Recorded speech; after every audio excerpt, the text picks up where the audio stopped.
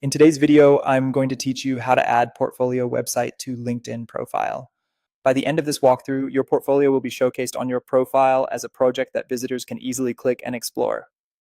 Start on the LinkedIn feed page. From the top navigation, open the Me menu, then choose View Profile to head straight to your profile. On your profile page, look for the Add Profile section button. Click it, then open the recommended category and select Add Projects. This is the quickest way to feature work you want people to see first. A project setup window will appear. In the project name field, type a clear professional title. Think of something that instantly tells people what your portfolio is about, like UX design portfolio or full stack web portfolio.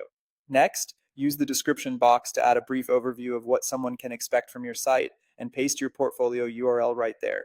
You can keep this concise but meaningful. Make sure your link is correct and includes HTTPS so it opens cleanly. When you're happy with what you've written, continue to the next screen. Now open the skills section and click Add Skill. Pick skills that best represent the work shown in your portfolio, such as design, development, writing, or analytics. Aligning accurate skills here helps your project show up in relevant searches and gives viewers quick context. Move to the media area and click Add Media.